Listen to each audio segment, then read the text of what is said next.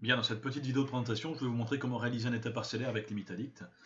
Alors, on va d'abord démarrer une base, choisir une projection, ici une projection récente CC50. On va se placer sur la zone de travail, donc là on se place dans le Pas-de-Calais. Ensuite, on vient avec le module cadastre de Limitalit télécharger puis importer la feuille cadastrale suivant la charte graphique cabinet. Donc on fait choix de DXF, télécharger et importer la feuille. On saisit la commune. Donc ici, il n'y a pas besoin d'avoir les feuilles cadastrales déjà préchargées. On a directement un système qui vient sur le web faire la requête et récupérer les planches cadastrales. Ensuite, je fais importer, il m'importe la feuille cadastrale, il la dézip et il l'intègre avec la charte cabinet directement dans le plan. Voilà. Ensuite, je viens effectuer directement la création d'un plan sur la zone de travail. Je vais faire ici un plan au 250 ou au 500.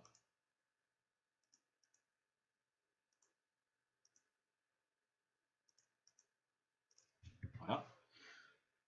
Alors automatiquement, toutes les écritures se retracent par rapport à l'échelle du plan donné. On va passer ici au 500, voilà, avec une échelle un peu plus conséquente. Je vais restreindre la taille de mon plan pour la faire coller à la zone de travail. Donc Limitalit va gérer ensuite l'import SPDC automatiquement et inscrire le nom des gens sur le plan. Ainsi, il va permettre de créer ce qu'on appelle des comptes de propriété. Il va récupérer toute la donnée cadastre et l'analyser pour faire l'état parcellaire. Donc on vient directement dans le module cadastre, on fait import SPDC. On peut importer soit toute la section, soit une partie de la section. On va faire ici un import sur la zone qui nous intéresse. Voilà, donc je vais prendre l'ensemble des parcelles. Limitalit va automatiquement sur le site SPDC pour récupérer les données propriétaires et après il va faire une analyse de données pour combiner les informations et ainsi reconstituer les comptes de propriété. On va récupérer une liste de personnes physiques, morales, couplée à des listes de parcelles et à des statuts de propriété, et de là on pourra générer automatiquement un état parcellaire. Alors la reprise de SPDC se fait très rapidement. On a ici 82 parcelles, ça mettra à peu près une trentaine de secondes à récupérer les données. Voilà. Déconnexion se fait proprement, on récupère du coup l'analyse des données, on laisse Limitalit trier les données et constituer les comptes de propriété.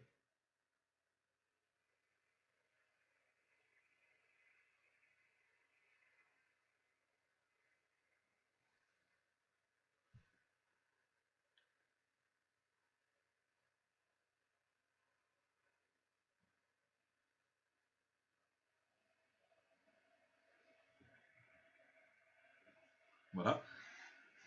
Alors, une fois que l'analyse des personnes physiques, morales est faite, tous les comptes sont créés automatiquement et on n'a plus que de la vérification à faire.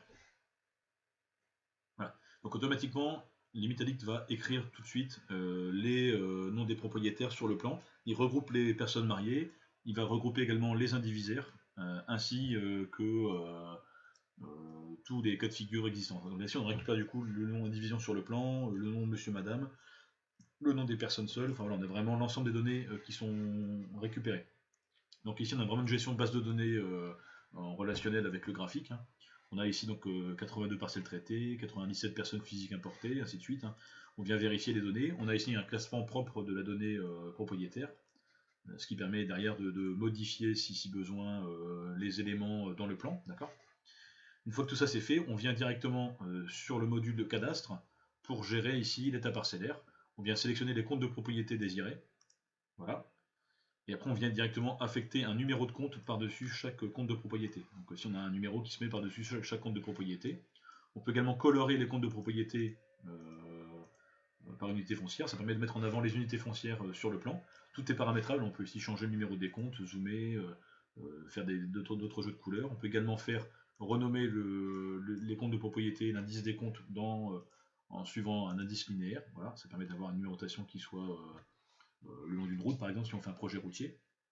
Une fois qu'on a fait tout ça, on peut venir ici modifier l'affichage sur le plan. Hein. On peut très bien dire, voilà, sur ce compte de propriété, je bouge le texte, je viens modifier le compte de propriété. Hein. Donc là, c'est un éditeur qui permet de visualiser un petit peu la donnée. On a le choix de modifier s'il y a des modifications à faire. On peut également afficher ici les noms complets ou afficher les noms maritaux regroupés par indivision par Jean marié. Une fois qu'on a fait tout ça, on peut venir directement finir le travail en éditant un tableau Excel et un fichier AutoCAD PDF de cet état parcellaire. Donc là, ce que je vais faire, l'état parcellaire est terminé, je vais faire ici générer un tableau état parcellaire. Je vais faire un tableau dans le plan. Donc directement j'ai un tableau qui reprend tous les noms de propriétaires avec en couleur de fond la couleur du compte. Alors si jamais je veux changer la couleur, je peux aussi faire un gradient de couleur entre deux couleurs, hein. Je vais faire un dégradé de couleur, voilà, et je vais régénérer mon tableau. Voilà. Donc la couleur de fond correspond à la couleur du compte. Je vais également exporter un tableau Excel, ça m'exporte du coup un tableau avec l'ensemble des données propriétaires sous Excel, avec une mise en page qui est proposée, dans laquelle il y a toutes les informations de l'état parcellaire. A noter qu'on peut également appliquer un projet de division sur cet état parcellaire et puis récupérer les contenances cadastrales des parcelles ventilées suivant la division. Voilà, donc là on laisse l'état parcellaire se rédiger automatiquement.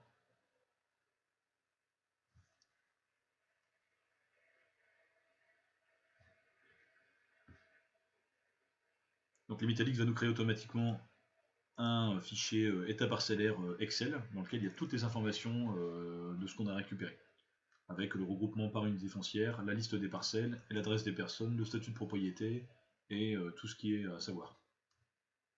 Alors, ensuite on peut faire un export sur Excel, sur un fichier AutoCAD ou PDF. On vient sur le plan et on peut directement soit imprimer, soit exporter le fichier en format AutoCAD et en format PDF.